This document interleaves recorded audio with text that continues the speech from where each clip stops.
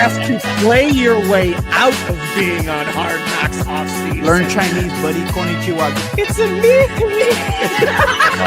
Now they make the playoffs next year with Sanders as their quarterback. Steph Curry walked so Caitlin Clark could run. The cup should go back to Canada, where it belongs this next go-round. I have to suck on him a little bit first. All this all. Where was Nick Foles on January 6th? Hey, everybody. Happy St. Paddy's Day. It's Tuesday night. It's time for another edition of Craft Brewed Sports. I am Mike. No Greg today. He's off partying, enjoying the Lord's holiday. Mookie's here, though. Mookie, how you feeling, man?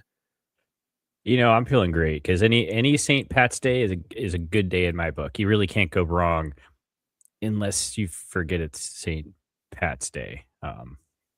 And then you don't wear green and you look like a tool and everyone gives you shit all day because you thought it was Saturday when you drink a bunch of green beer. You forgot that it's St. Paddy's Day?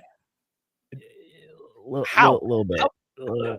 There is no excuse for that, Mook. You have done some terrible, horrible, awful things that are unforgivable on this show. That may be the worst. That may be the worst. Forgetting that it's St. Patrick's Day? As my shirt says, Ginger, please? Are you kidding me? Yeah. And Gabe, yes. I got no explanation because you're right.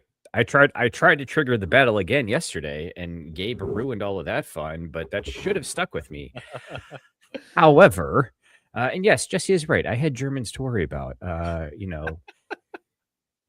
I don't know what the what is it? How was your sports weekend, man? Oh my God, it was extremely mixed. I mean, huge. I don't know if it's a huge win, but another key win over Everton for the Gunners on Saturday. I got to see Michigan lose in the Big Ten championships. That was always a plus. Always fun. Yet somehow they were still the betting favorites when the brackets came out. Go figure. But not anymore. Then FC things happened. What was more newsworthy, that match or Denke's Lambo? Denke's Lambo was definitely more newsworthy. Anytime a professional athlete wrecks their Lamborghini after losing a game, you got to talk about that. Yeah. Gotta be a thing. Not a great downs. Not a great weekend. The only thing that saved my sports weekend was my kids. Outside of that, I had a terrible, awful, no good sports weekend. Caesars, Liverpool. Luckily, Tottenham was able to get a point out of that, but man, not have won. It should not have come close in that game. They should have been destroyed. So I guess a point is better than nothing. But then that FC Cincinnati game was disastrous. Oh my Lord. Absolutely disastrous. I have no words. I really have no words. Dege pulling a LaMelo. Yes. Kind of. It was. Listen, we got an awesome show today.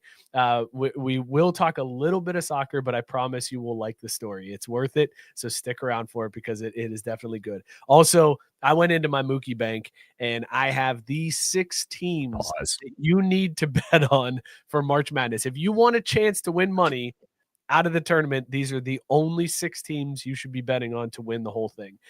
Facts and stats to back it up. Also, we're talking new Taco Bell items because, of course, we are. Taco Bell holds a keynote address and they announce new menu items. Yeah, we're going to break those down. We're going to play dumpster fire with the new Taco Bell menu items that were announced. We'll talk a little bit of football. We got some World Baseball Classic. I'll be peeping in on that. We got to talk about that USA versus Dominican game, Mookie, and how that ended. Tons to get through. But it's Mookie here with me, so we will get derailed quite a bit. Yeah, who knows where it's going to go, man. Before we do any of that, though, let's talk about these beers that we are drinking tonight. As always, we rate them on Caesar scale, dog or no dog. Mookie, what is in your mug tonight? Dog or no dog? Yeah, I was already primed and ready for some grief when I checked in on this beer again tonight because, yes, I'm finally bringing back the fluffy gingerbread stout from Hardywood. And it's a little warm. I left it warm on purpose to see if it tasted fluffy at all or any marshmallow, and I'm still not getting a lot. What? Now, let's be honest. It's still a fucking dog. You are high if you don't taste the marshmallow in that beer. I don't know, man. I'm not picking it up. Maybe it needed to be colder. I don't know. Unbelievable. I'm so disappointed in you. It's still a dog. Like, I don't like all we're saying is someone is like, hey man, come over to my house. We'll have a good time. I've got a black lab you can play with the whole time. And I'm like, yes, all in on that because you can wrestle labs. They're wonderful dogs. They snuggle as well. And I get there and it's a chocolate lab. Like, oh, it's not a black lab, but it's just as good. It's borderline. It's not quite a race car, but it's borderline. You were tightrope in there, Mook. That was a little too tightrope. Black labs versus chocolate labs?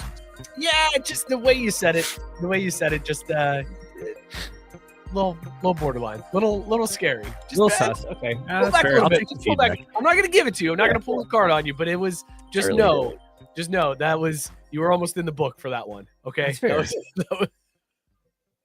I'm pulling you to the side. I'm letting you know, tread lightly going forward. All right, I got my eye on you. Matt Barr saying that Sarah said that she is listening, but she's driving, so she can't comment. Shout out Sarah. She's in the car. Hopefully Devin's listening too. That means, hey Devin. That's 2 listeners. Yeah, that's right. Bump up those numbers. Matt Barr also said he is drinking a BS Brewworks Shady West Coast IPA, courtesy of Sarah. No clue about the ABV because it's not on the can, but it's a dog. Thank you, Sarah. Gabe, my man. Pre-game with 2 Irish car bombs and now drinking a Guinness. Always a dog. I want to know how far apart those car bombs were because I once did 2 car bombs back to back and vomited in front of the female that lived upstairs from me. Right in front. Race card. Abe, for Gabe, is it's not very correctly saying Irish car bombs. It's true. You should call them Irish slammers. I've found out is what the preferred nomenclature is on those. But still, I got to know how close those were. Pre-game with 2 of those, saying 25 minutes, so a decent stretch. You know, yeah, that's good. That's good.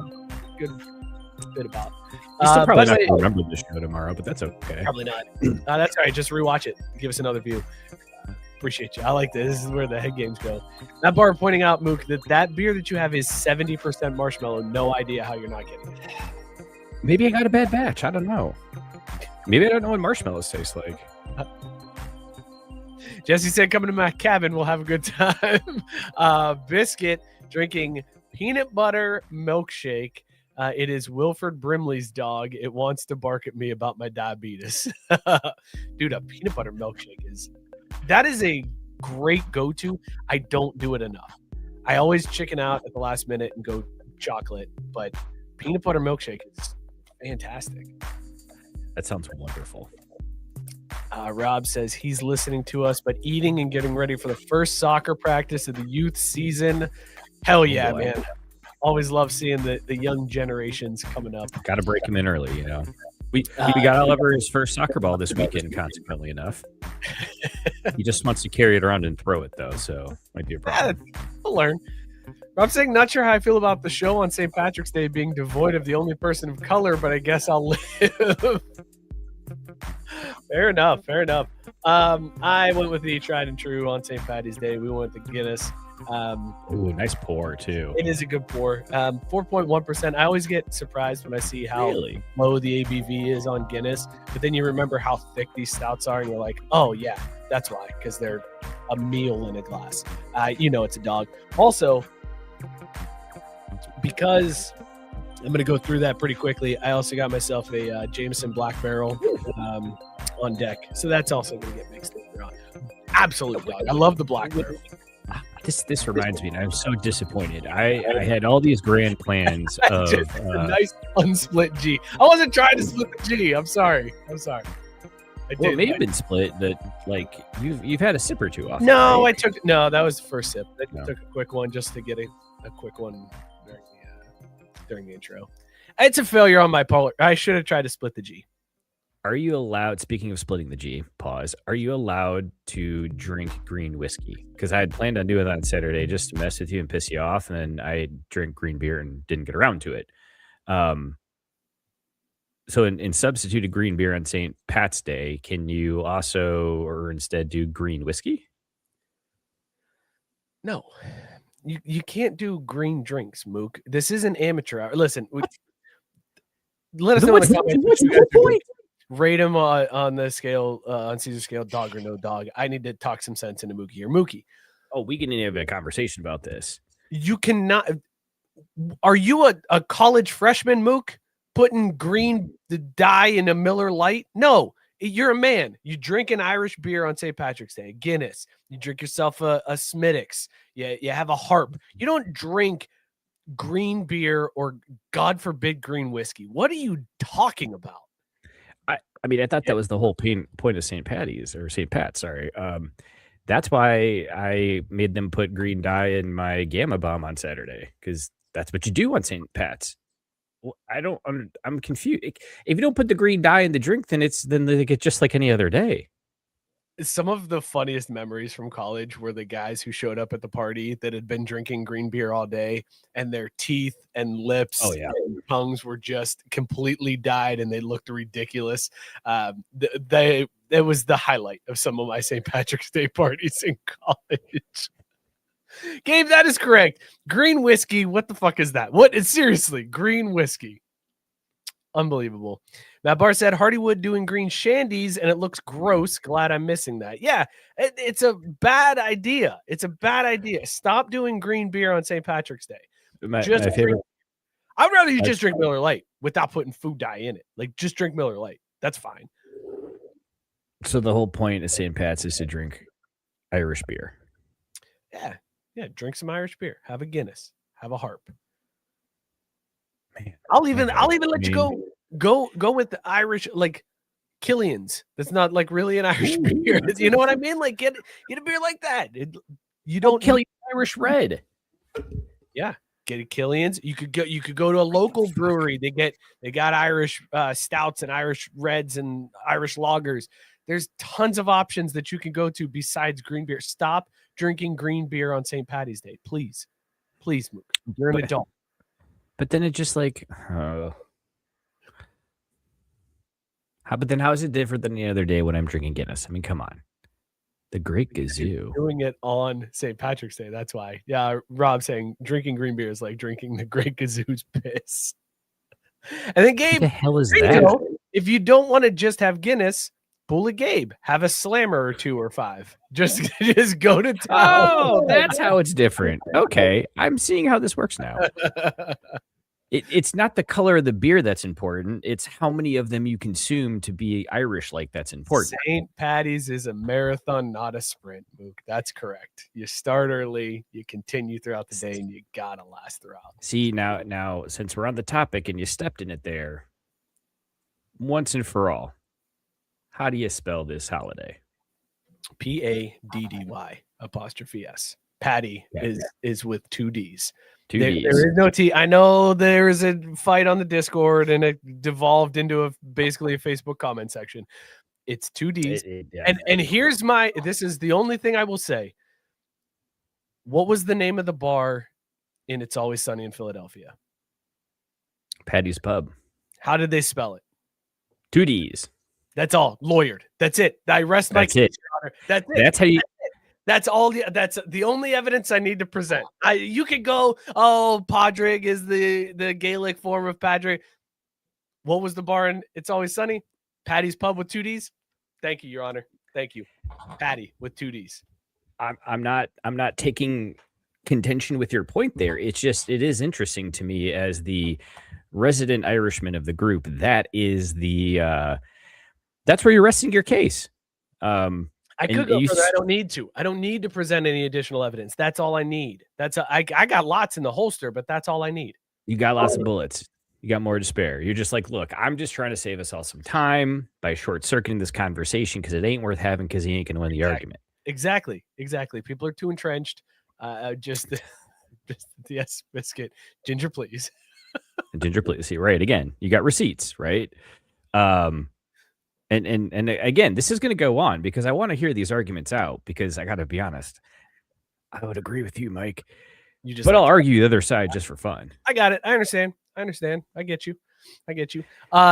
Mook, let's start this show. We'll sprinkle in some Irish stuff. But let's start this show talking some baseball. Here's the pitch. Oh, shit. We got the World Baseball Classic final happening right now. I'm trying to log in so that I can keep an eye on it during the show. Is it on the TV or is on the TV? It's I believe on Fox tonight. So fuck Fox. Team USA going up against Venezuela for the championship. Irony. But he did say that this game is for Maduro. Like whoever wins gets to keep Maduro. But How about whoever loses has to take him? How about that instead? Sure, you can go that route too. Did you watch, Mookie, any of the semifinal, the Team USA versus Dominican semifinal? Not a goddamn minute. Didn't even look up the highlight where the dude threw the ball far outside. But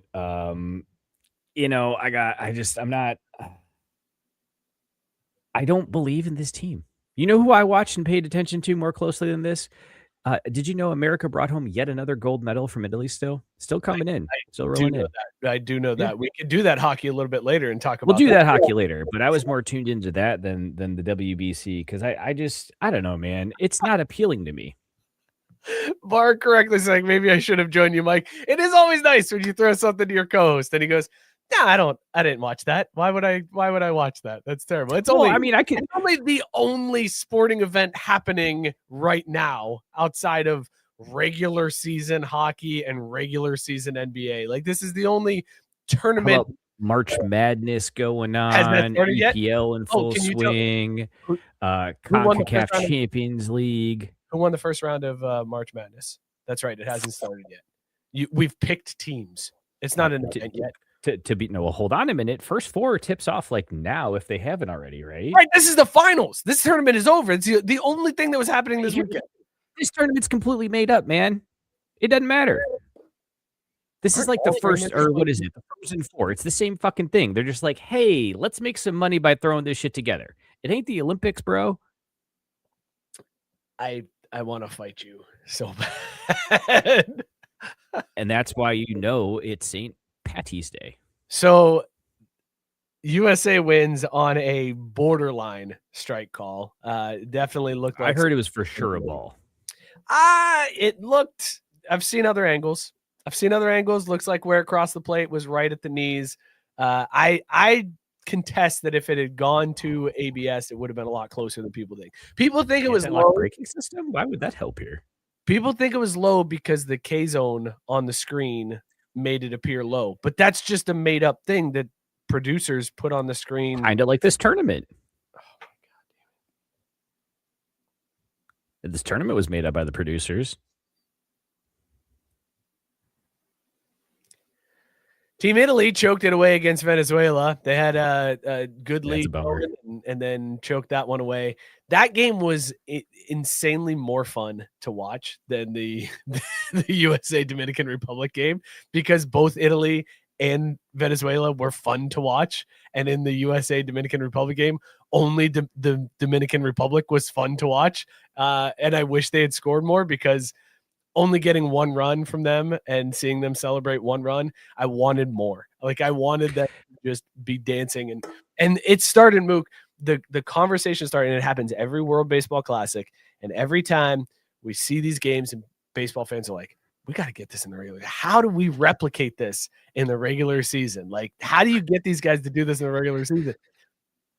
You're not going to, right? There's no way. You can't spread this out over 162 games. There's absolutely no way to replicate this excitement, this level of intensity that some of these teams are playing with that they do in this short tournament. Would you be more of a baseball fan if they did have this kind of intensity, though? Yes, absolutely, without a doubt. Because I'll tell you, college baseball, college softball, wonderful watches, very entertaining. I feel like they also move quicker for some reason. That might just be, me hoping. It's probably they got less commercials and shit. But that's part of why this isn't appealing to me is that Team USA is just so, it's like watching paint dry. It's so boring. And like, yeah, they're really good, but like the way they go about it just is not appealing whatsoever. And I think if they were more like the Dominican team or others and made it entertaining, I'd be apt to tune in and support them. But they're just there. it almost feels like it's an obligation for them. And every other team is honored to be a part of their national team. Like, I love and appreciate that aspect of international competition. And that's what draws me to it normally. That's what makes the Olympics so great. That's what makes the World Cup so great. But like, these guys are just like, dude, okay, at least I'm not in Arizona, chucking medicine balls for 5 minutes a day and then sitting in the sun eating sunflower seeds. Like, that is it. They could not care less. Happens in spring training. Yeah, basically. I mean, like, they like probably towel whip each other a little bit, and maybe they jog, but not too far, only 90 feet at a time, maybe they'll lay down some bunts in practice. Definitely a lot of Pilates. Jesse said, boring ass entitled white dudes don't celebrate, just like cool guys don't look at explosions. Right. He also said that at this point in the WBC, which Team USA just took the field, they just ran out onto the field. We're at 5 Budweiser commercials so far. Dude, Mook, I know you haven't been watching, but I'm watching right now. Does that count? I'm going to catch you up on what it has been like to watch the World Baseball Classic, because it has been on Fox and FS1 and FS2. This is every commercial break for the World Baseball Classic. It's Budweiser. It's Fox Nation is $2.99 a month. It's, hey, there's a movie about David, and you should totally tune in and check this one out. And then here's some more shit about America. And dude, the pandering. And Blue Chew ads just nonstop. Just like, hey, you want to get your dick hard? Yeah, you watch baseball, so you probably need this one. Like, it is just the oldest, whitest commercials I have ever seen in my life throughout this entire tournament. They really know their audience at the World Baseball Classic.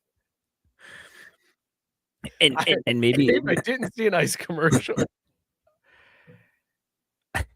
I'm surprised though. I'm surprised they didn't, because I can see them just like during every Venezuela game. Just there's a picture of. And I think that's the other part about it that's interesting to me. And now I'm getting some feedback, which is weird. But is that like it's this thing that I forget the comedian that had the bit, but it was like 10 years ago now at least, where they were like talking about watching American commercials. And they're like, all your commercials are beer commercials, erectile dysfunction commercials, and bladder control commercials. And he's like, if you didn't drink as much, maybe you wouldn't have a hard time getting it up, and you'd have to go to the bathroom all the time. Like, I just fixed America right there watching your commercials. And here we are in 2026, and you spelled out basically the exact same thing. So, but also, David, again, there's a movie about David. David, Goliath, right? David and Goliath. So it's a Bible story. Tune in, Fox Nation or whatever. Totally happened. Actually real too, based on real events. It's not like any other culture or religion has that type of story in their lexicon to inspire people. But yeah, for sure. Sounds like a great watch, man. Biscuit said, did you know Bud Ice is made by Budweiser?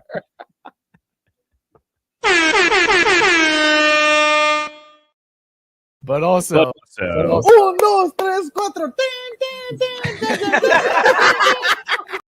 We had the same thought. I almost hit it. I'm glad I backed off so that we didn't stop and start. Hey, I got you. We're all carrying a little extra weight tonight because Greg is busy apparently, I don't know, making sandwiches or something. So again, like World Baseball Classic, that clip, that's a World Baseball Classic. It is from one of the teams that's worth watching and caring about. I did have an actual question for you about the game at hand here. If Italy would have beaten Venezuela, how big of an upset would that have been? Pretty big. That would have been pretty big. But Italy's been hot, man. They've been riding high. Like, have been hot, but if you look at the roster, Venezuela is stacked top to bottom. Italy has some good pitching, but they don't have the same power in the bats that Venezuela had. So it would have been a pretty significant upset. Just like it was a pretty significant upset when Italy beat the United States, when the United States thought their ticket was punched and they just rested people, and DeRosa coached that game like, right. like they were already genius. done. Again, another reason why I have zero interest watching, because that's the moron representing our nation. But dude, that is imagine on the world soccer stage where a manager thinks his team is through to the knockout rounds in the World Cup, but they still needed another result in order to get in. That would have been insane. He'd be fired on his way back to the locker room in any other country besides this one. And we'd probably skewer the hell out of him after group. And no matter what happened in the tournament, he was probably getting shit canned. In fairness, this is like, yes, he clearly was wrong and he screwed up and managed that game improperly. But this is all decided ahead of time. In order for players to be able to play on Team USA, their teams agree to like certain things with Team USA. They're like, yeah, you can have Bryce Harper, but we only want him to get like 2 or 3 starts. If he's at this many at bats, go ahead and pull him.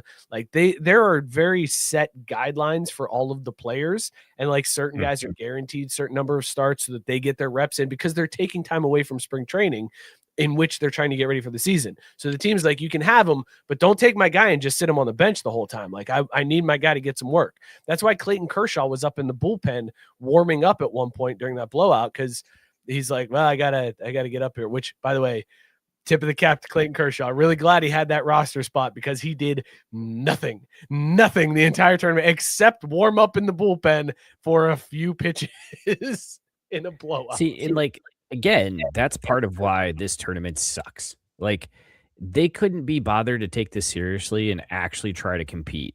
Now, the fact that we don't have to do that and are still basically waltzing our way into the finals makes it even less compelling, because it's like, cool, man. That game against the Dominican Republic was a really good game, man. That was a really good baseball game. That was not a waltz.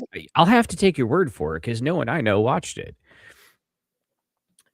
You don't know me? Is that what you're trying to say? Like, you don't know me? No one I know watched it, as I'm telling you how I watched the game and enjoyed it. And well, on top of that, I was like, man, I hope he doesn't catch this one, because at least 6 people were live tweeting in the Discord. So, and I was like, shit, I watched that all unfold too. Oh, wow, who knows? Hopefully he'll just forget about it. Jesse saying, yeah, sure, Scooble can pitch one game, leave, then come right on back like it's not a big deal. Sucker behavior. It really is sucker behavior from Scooble to be like, well, if they make the finals, I'm going to come back and just hang out in the dugout with everybody. Like, that's some bitch made stuff. Speaking of Screwball, do we have a ScottSki? Oh, we do have a ScottSki factor today. Nice. Basketball. It's basketball related. Hey, whatever. It's all good as long as we got it. That's all. I apologize for missing last week. Hey, it's cool. It's shit happens. Just want to make sure our guy's okay. It's all good. Don't worry. We got Dynasty highlights too. Just one, because we're gonna have to have a conversation. But we'll cover it. Don't worry. We'll get to it later when we talk football. But right now we're talking baseball, and well, it looks like the feed froze, but scoreless after 1. Judge is at the plate right now. I'm behind you, apparently. If you're after 1, that means Judge. My shit's just it's just frozen. So I kind of assume by the time it resumes, we'll already be out. So I had a moment over the weekend. My son is all in on this World Baseball Classic because he loves Aaron Judge. I'm calling 1-800-KIDS or whatever it is for a child or something. We split the boys this weekend, and like my wife had one-on-one time with my youngest, and I had one-on-one time with my oldest. And I was like, what do you want to do, bud? And he's like, let's go to the mall and go to the Lego store. It's like, cool, we can do that. Let's walk around, get some Annie Ann's, have a good time. So because it's so expensive at that store, but we can look at things.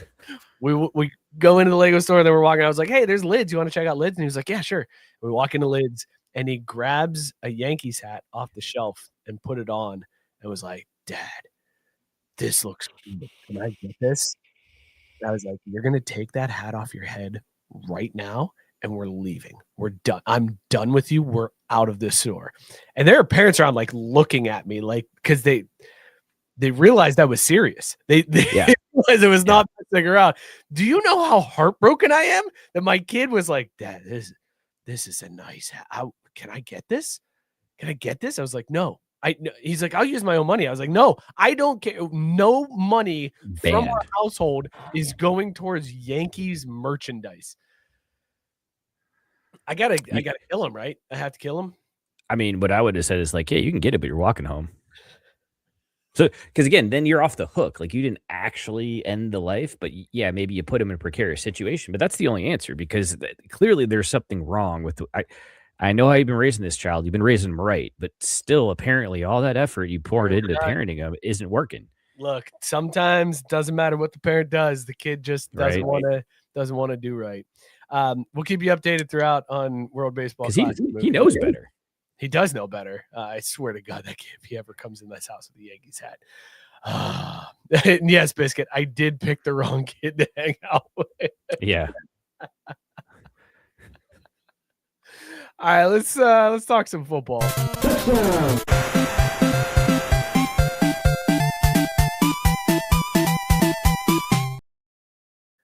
Sorry, I picture your wife coming home with the other kid, and then go have we had a great time, whatever. I wonder how Mike's time went, and she comes and she finds you in the basement in the dark with a bottle of whiskey, not even glass, a bottle of whiskey, and she goes, "Hey, how was your guys' day?" And you just go, "I don't even know our son." Baby, and I texted her right away. I was like, he wants a Yankees hat. She was like, Immediately. It's like, he wants a Yankees hat. She was like, that why? I was like, exactly why? Unbelievable. Now I was waiting for you to rug pull and say, and then he was like, I got you, Dad, and really burned you good. I would have loved that. Nope. Jesse did find a way. Jesse did find a way to make this redeemable, because he said, Mike, if he gets the Yankees hat, send him to Uncle Greg's wearing it.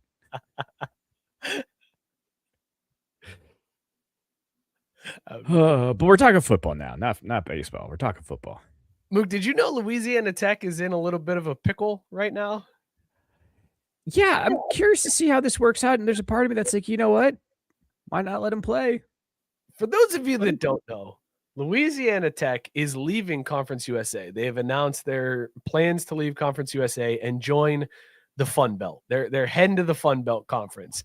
And they said that they want to take effect as of July 1st of this year, which means they would be playing football in the Sun Belt Conference this summer and fall. Apparently, Conference USA is not ready to let them go. They're like, listen, you can leave, but not right now, sweetheart. We're going to hang out for a little bit longer. Like, you can go, but I want one more season. Okay, give me one more season with you, Louisiana Tech. So there's a back of end. Conference USA is like, we're not agreeing to these terms for you to leave at this time. Louisiana Tech's like, look, baby, I'm out the door. I'm in the Sun Belt now. I'm gone. Lawsuit immediately. Now there's a lawsuit to determine. So because this has not been solidified, both conferences are planning on Louisiana Tech playing in their conference. So right now, when you look up Louisiana Tech's 2026-2027 schedule, they have 20 games scheduled. I will go through it for you, Mook. I know you're anxiously going through this, but I want to see how this looks like. I'm curious. I'm going to go through this gauntlet of a schedule that Louisiana Tech currently has for their season. Now, obviously, things will change. They aren't going to play 20 games, but as of right now, this is Louisiana Tech's football schedule for next season. They start off Saturday, September 5th against Northwestern State at home. Saturday, September 12th, we're traveling to Tiger Stadium, taking on LSU. Saturday, September 19th, traveling to Texas, taking on Baylor. Saturday, September 26th, back at home, Middle Tennessee. October 3rd, Army at home. Thursday, October 8th, we travel to FIU to play the Panthers. Saturday, October 10th, 2 days later, they play the Louisiana Ragin' Cajuns in Louisiana. Wednesday, October 14th, 4 days after that, Missouri State at home. Then we go Saturday, October 17th at ULM. So, by the way, that means October 10th through the 17th, 1 week span, 3 games.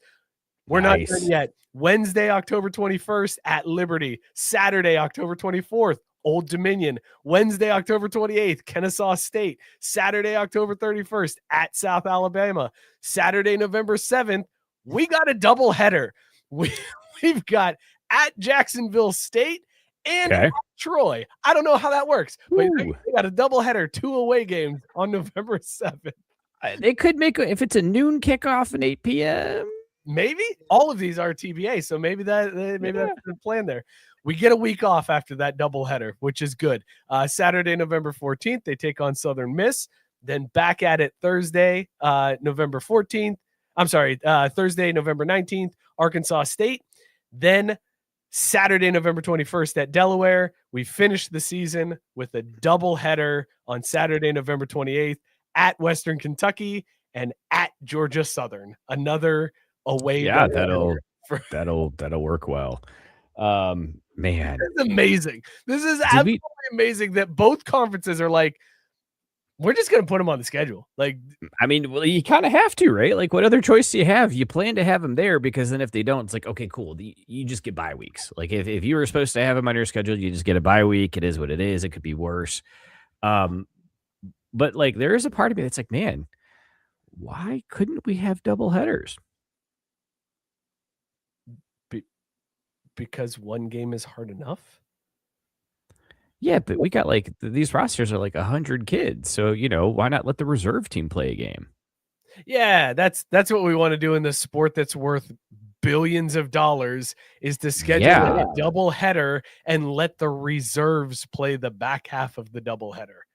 That's exactly. Great. Twice the revenue, man. Are you kidding me? I don't understand what could go wrong with this. This seems like a great idea. You have the reserve team play at 1:00. You have the first team play at 7 p.m. You get 2 gates. You get 2 live sporting events to put on broadcast TV. Like, I still don't see a downside here at all. Jesse, you're right. La Tech is not even close to being worth $1 billion. I agree, but I just meant like the sport in general would not have double headers because it's $1 billion sport and it is a very tough sport to play as it is. There's enough injuries as it is, and we don't want to dilute the product with the reserves from Louisiana Tech playing in the back half of a double header. Like I don't see. That would still draw more viewers than like the league championship series. I mean, yeah, probably. that's not really like pushing it. Yeah. Jesse does say, "Oh, buddy, Fox would absolutely pay triple for back-to-back Michigan." That's what I'm saying. Like, absolutely, they would shell out all kinds of. Think about how many more Fox Nation and David the Movie ads they could put out there, right? I mean, honestly, they're just looking to fill time between those commercial slots, anyways. So this would be wonderful. People pay to watch the spring games, for Christ's sake, like. Can you imagine the level of drunkenness we would get from fans if there was a double header of Ohio State, Michigan? Somebody would die in the second game. There would be people that ended up dead. No. Not even players, just fans. They would die. What you do is they're separate tickets, right? So if nothing else, you force everyone to vacate the stadium, do a quick refresh of the bathrooms, the concession stands, whatever, and force them to go out to the tailgates to eat some food, eat some ribs, eat some wings, right. whatever. That's what they're going to do at the tailgate lot. They're not going to just pound some more brews. Well, what I'm saying is they'll eat while they pound the brews. I mean, they're pounding brews inside the stadium anyways, even if you're not selling booze in there. Like, come on, people, let's be real. They can cut you off at the stadium. They don't cut you off at the tailgate lot. Oh, that's a good point. At some point, the stadium stops selling beer. In the tailgate lot, it's only when you're out. And if here you go for a double header, you ain't gonna run out. Ooh, okay. Here's what you do. It's a package, right? So you buy your ticket. That gets you the first game, the second game, and it gets you access to the buffet they serve in between. That's how you sober people up. I can't tell if the internet's frozen or it's got legs. Think about it. The swap sites fourth quarter stretch brought to you by Golden Corral. For someone who doesn't like baseball, you're sure trying to make college football very baseball-like. I mean, maybe. Like, I like this baseball. Have you seen this Venezuelan's catcher? His gear. It's really cool. Pretty slick. It's pretty slick. Team Venezuela is a fun one to watch. Why can't we be like that? We don't have the same flavor. We're not as spicy. Oh. The Team USA is the man. I've seen white people before, you know what I'm saying? But you motherfucker, man, you white as mayonnaise, man. Yep. That's basically it. Yeah. They're the mayo of this tournament for sure. And they're not even Duke's mayo either. They're just mayo. Generic. Hey, did you see Matt Leinart making the news, Mook? God, that guy. I know you hate Matt Leinart. I know you hate him. I do too. Push. Can't stand the guy. Hate him. But Fox anchor. Fuck him. But on his side on this one, I'm with him. I'm behind Matt Leinart. I will say he is correct. If you didn't see, Matt Leinart said that USC has approached him more than once to unretire his number and give it to some 5-star recruit that's coming in and like, hey, Matt, we got this kid coming in. He really wants the number. Can we unretire you? Would you be okay if we unretire the number? It'll help us seal the deal with this kid. And Matt Leinart said, every time I tell him no, absolutely not. I'm not giving up that retired number for any of these kids. Matt Leinart, right, true member of Team FTK. Absolutely, 100%. Fuck them kids. And he's not wrong. No, not at all. I'm with him on this, Mook. Yeah. And that's why I'm so upset about it, because I have to agree with him. You're right. Like, don't retire the number if you don't want to retire the number, man. Like, exactly. What are we Again, doing here? it's not been that long since he was in college at USC. What are they doing retiring his number after like 10 years? You know, that seems unwise. It's very stupid. I think retiring numbers in general is stupid. I'm not a fan of retiring numbers. Indeed, you might be Jesse's good, credible authority that retiring a number because a player is quote unquote good, end quote, is dumb. Maybe who he's citing as a source. I think he's citing Matt Barr from the Discord, because Barr also is on record as saying he hates number. Yeah. It's a dumb concept. We talked about when they retired Ichiro and Randy Johnson's 51, and they each had their own day, and it's like,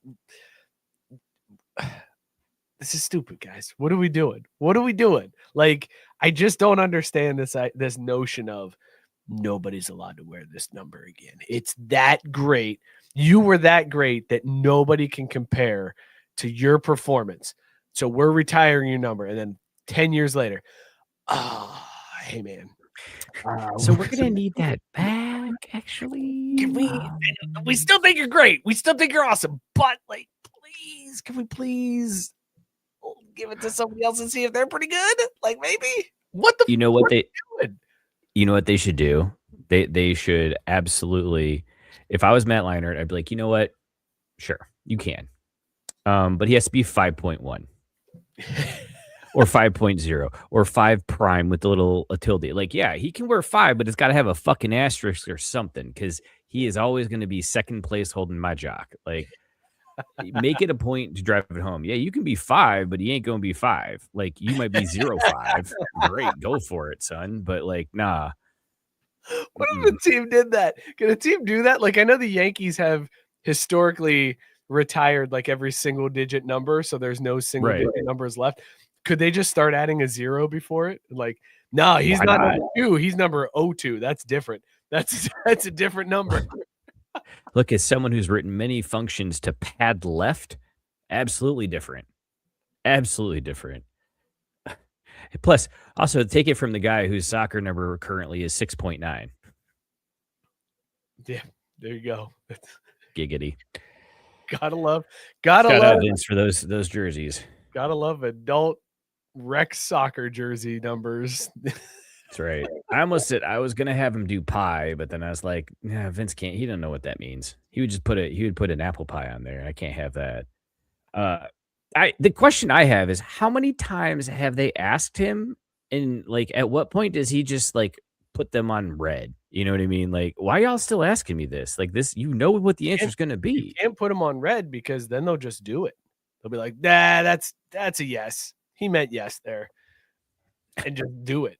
You got to say no every time, so that you're on record as saying nope, I don't want this. I don't like this. Don't do it. Okay, better than flip it.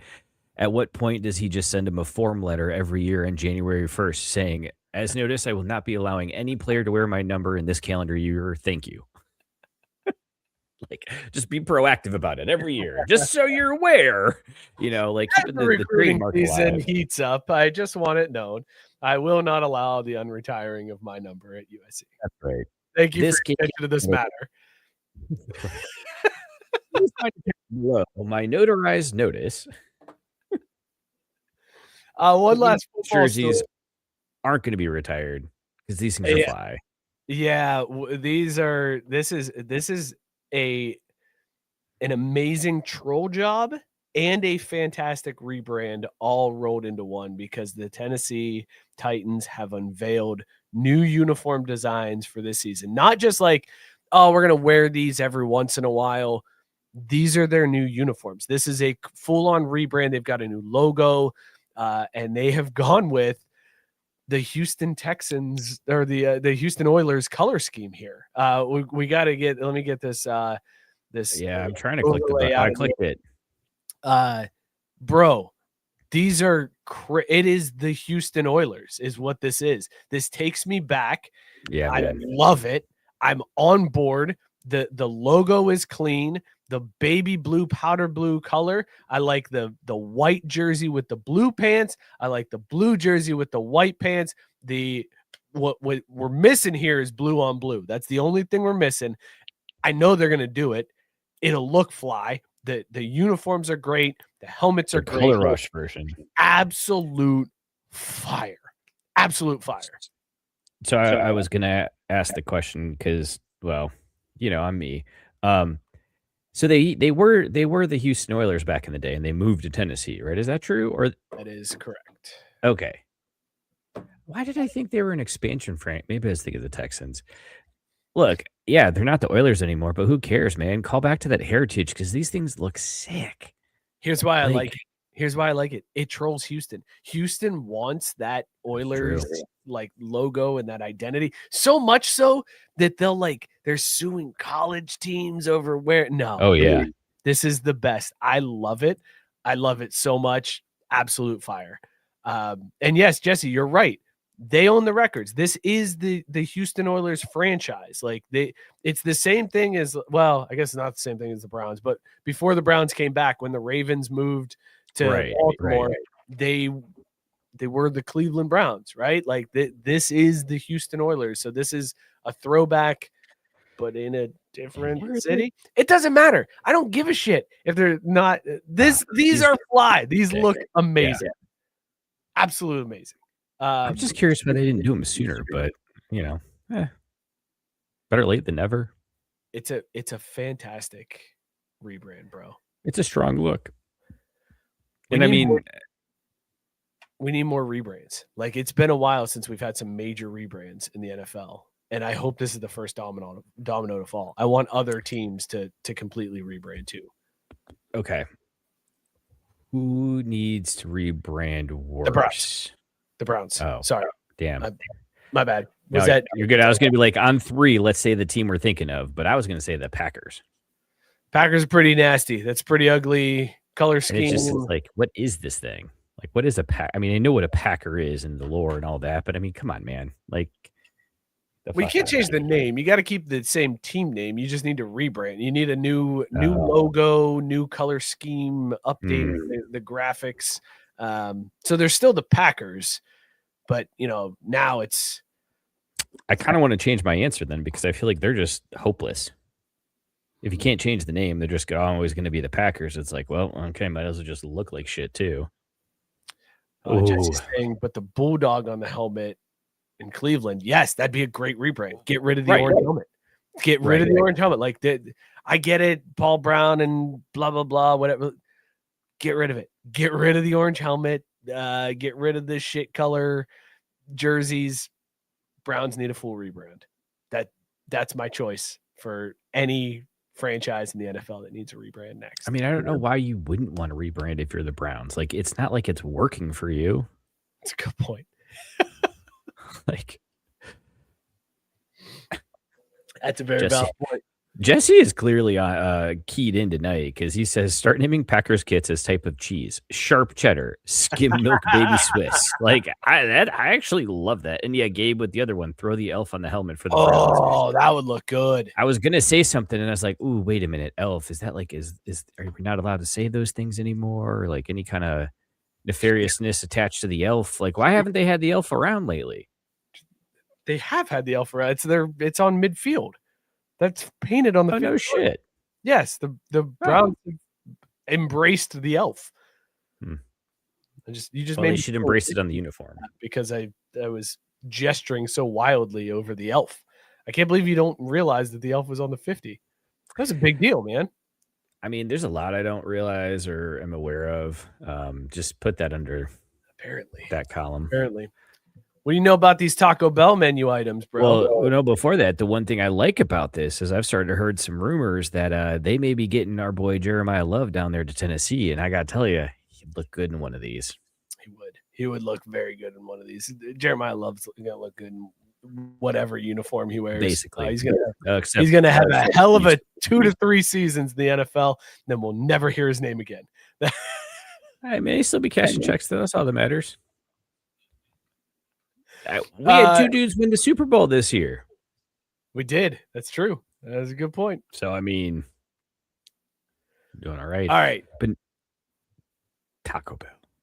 Taco Bell had an Apple-like keynote event recently where rightfully so. They deserve that attention. They unveiled new menu items, like very Tim Cook Apple-esque style. So I want to go through some of these menu items with you, Mook. I want to get your opinion. Let's see what Taco Bell got right or wrong. We're going to play a little fire or dumpster fire on these menu items. All right. First of all, nacho fries are officially permanent. They're officially permanent now. They have removed the limited time only. Nacho fries are now officially a menu item at Taco Bell. They're amazing. That's fire, correct? That's a fire choice. Oh, hands up. What do you eat your nacho fries with, BT Dubs? How do you get them served up? Same money is no option too, because I know some of the methods of them are a little pricey and you know. I gotta be honest. I just go straight nacho fries. I'm not. Oh shit! I'm a purist with them. Is that sacrilegious to say? No, how are you enjoying the nacho fries? Because I just go straight fries. I get a little. But that's how I am with all fries. Like any type of fry, I'm not no ketchup, no ketchup, no sauce, nothing. Damn. Just fries. That's how you know it's if it's a good fry. If you, that's fair. Yeah, something to it, then it's not a good fry. So nacho fries are fine on their own. I don't need to worry about anything else. Look, I can't argue with that. I mean, honestly, but given the opportunity, because Gabe pointed out here, no queso. They come with queso, so naturally, I'm going to eat. Look, I'm the guy that will go to a sporting event and get nothing but beer and cups of cheese, like the hot cups of cheese, man. Queso is great. Team queso over team salsa every single day. But I'm just saying, but that's what I was going to say though. Is again with my nacho fries, I'm gonna take that queso over queso. No, and it's an and. Yeah, you go fire sauce in the queso, and then you dip the fry in the little menage there, and whoo, baby, the little menage. The fire sauce salsa queso menage. It's a good time right there.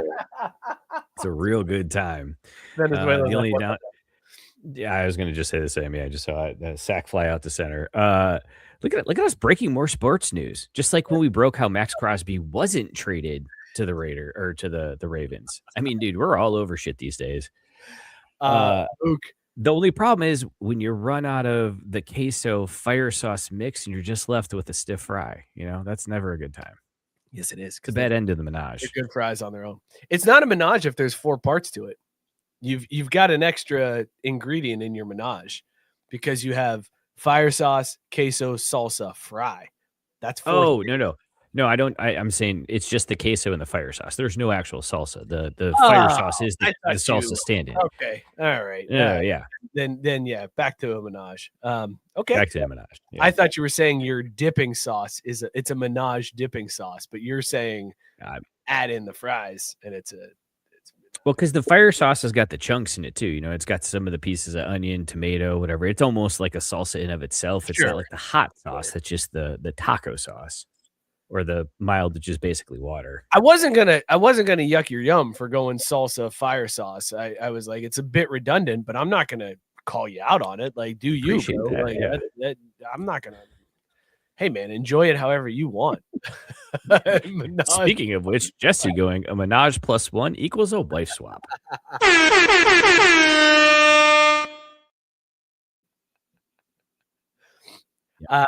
Next menu item, though, not Yeah, only are nacho fries here to stay, but now we also are getting a flamin' hot variant. I did see Flamin' that. hot I'm nacho fries. very intrigued by the flamin' hot line they're coming out with. We're getting a little too much flamin' hot. Flamin' hot is getting a little bit too ubiquitous. We may need to scale back the flamin' Word of hot, the day. but I'm okay with this one. I'm okay with flamin' hot nacho fry. I'll give that I'll take that for a walk. We'll see how this ends up. If I'm going fire or dumpster fire, I'm gonna say fire because nacho fries are fire as is. So give me a little spice, and I'm good with that. Might as well, right? But it's not as surefire of a fire as just nacho fries being permanent. If that makes sense. I mean, yeah, It's that's a bigger fire, but difference, not like slam dunk fire. Ooh, you know what they need to do? Howard won. Hell yeah. Thank you, Gabe. Who? Howard. Joanne? Hold on. No, you earned this one. I've seen white people before. You know what I'm saying? But you motherfucker, man, you white as mayonnaise, man. Yeah. I forgot about the first four, but you know what they need to do? Cool Ranch Dorito nacho fries. Ooh, that would be a good addition. I feel like that fits more. Yeah. I'm with a little more on brand. I'm with you. I'm still for it though. It's a good variety. It's good to have choices. It's good to have options. Here's what I'm gonna do. I'm gonna get a nacho fry, and I'm gonna get a flamin' hot nacho fry. I'm just gonna mix it together, and we're gonna play a little nacho fry Russian roulette and see what happens. Like some of them are gonna be hot, some of them are not. We're going multiple fries at once. I like it. It's gonna be solid, right? That's gonna be it. It's gonna be solid. And another place you might want to inject the queso though, if you need to cool the heat down, the fat and the cheese will help, dampen that heat. I like the heat. How about a creme brulee crunch wrap slider? Creme brulee crunch wrap slider. What? Yeah. I said those words together in that order. Creme brulee crunch wrap slider. These are mad scientists at Taco Bell now. Yeah, man. Creme You're not brulee kidding. crunch wrap slider. How about that for your dessert? I mean, throwing that in at the end of a couple cheesy gordita crunches, you got a creme brulee crunch wrap slider. So I was gonna look up a picture and I was like, oh shit, if he's still got more things, I'll wait. But is it like the cinnamon twists in a tortilla? I'll get a picture for you here. Give me one. I mean, it sounds amazing. Don't get me wrong. I'm here for this. But I'm just, that just looks like a crunch wrap. It's a crunch wrap, but you said slider too. It's a slider. It's a smaller version of the crunch wrap. It's not a big crunch wrap, and it's creme brulee. So what's inside of it? Creme brulee. Oh, what's outside of it? Creme brulee. Oh, yeah. It's creme brulee. Like the topping on the top is like the hard caramelized sugar, right? And inside, oh my god, bro. Creme brulee crunch wrap sliders. There's more to come still? Fire. This is absolute fire. Taco Bell's the company we don't deserve. Jesse said it's a donut. Okay, I fucking love donuts too. So what's your point, man? I see no downside yet. Jesse wanting to know, do they blowtorch it on site? They damn sure better. I will send it back. And then Biscuit saying rightly, just make the quesarito permanent. Facts, dude. The quesarito. I mean, that is a artery clogger in a tortilla, but holy shit, is it worth it? All right. Now we're going to get into some craziness here, Mook. I'm going to give you 3 of them in a row. Okay. Diablo dusted chicken nuggets. All white meat nuggets dusted in Diablo seasoning for a smoky heat without the sauce. Second variant, Flamin' Hot Dusted Chicken Nuggets. A crunchy nugget variation coated in Flamin' Hot seasoning with a slow building spice. Third variant, Cool Ranch Dorito Dusted Crispy Chicken Nuggets with Cool Ranch dip. Crispy nuggets coated in Cool Ranch Dorito seasoning and paired with a matching dipping sauce. Fire, fire, fire. Listen, I have been getting the same thing. Lemon pepper nugs, Gabe says.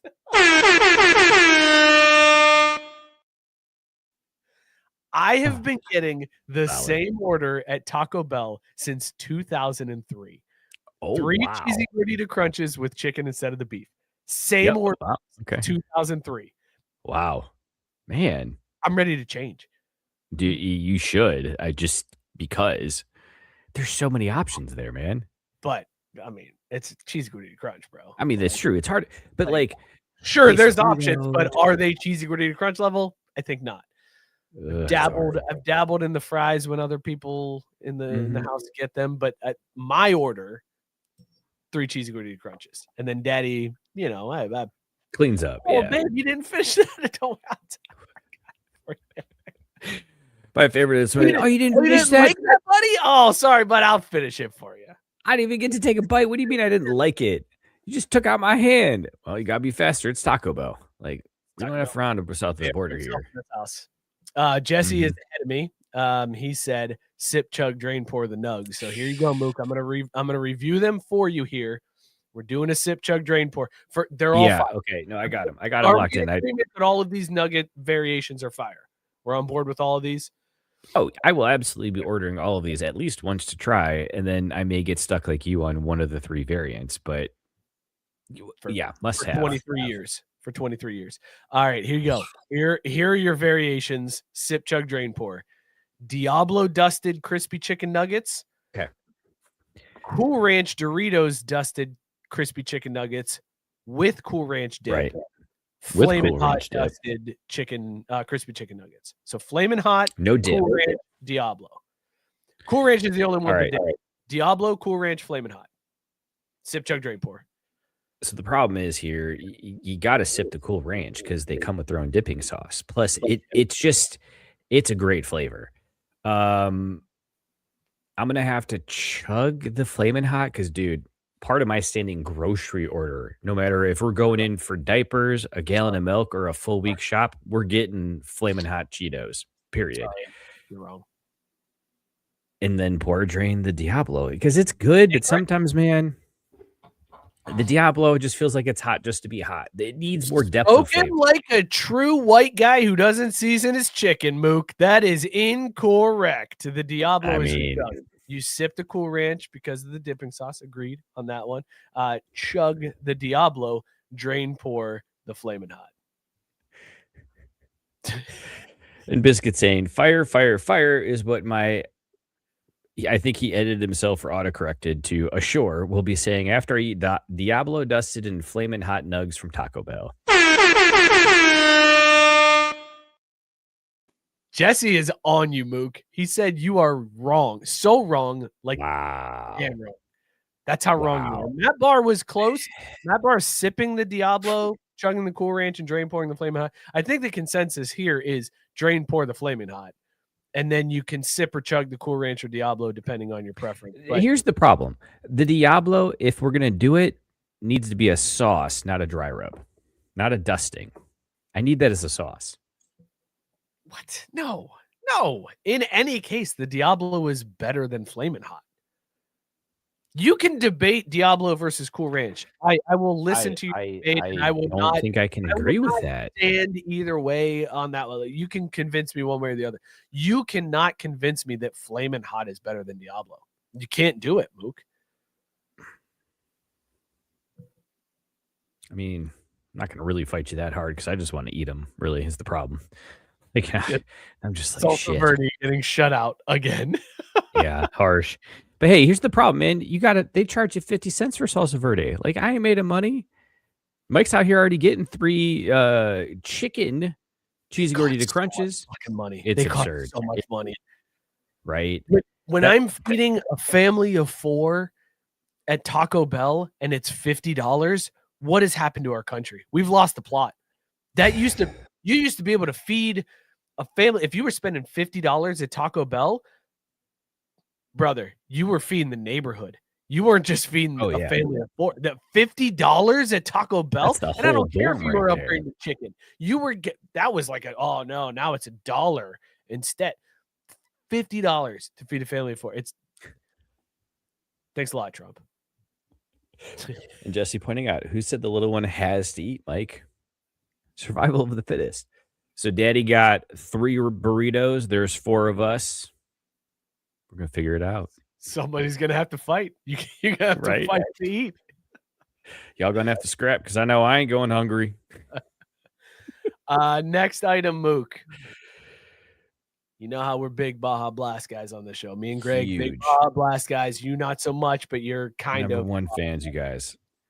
Mountain Dew Baja Blast Midnight Pie. So it's the Midnight Baja Blast variation. They did the Baja Blast pies. Now it's the Mountain Dew Baja Blast Midnight Pie. So it's a passion fruit forward pie inspired by Baja Blast Midnight with bright citrusy notes. Listen, I'm one of the biggest Baja Blast guys you'll know. Dumpster fire. Wow. Straight up dumpster fire. Wow. Was not expecting that. Dumpster fire. I'm sorry. I can't ride with this. I can't ride. We tried it with the Baja Blast pie. Yeah. We didn't need to go with another flavor variant of it. We were good. You had the Baja Blast pie. It was the thing. Everybody I got behind you on that one. Can't get behind you with the Midnight. Sorry. Well, and the thing that gets it for me, it's like you just released a creme brulee crunch wrap. And this is the thing you sit next to it in the dessert menu. Like, who's going to order this over a creme brulee crunch wrap slider? Yeah. You know what? Look, here's probably what happened.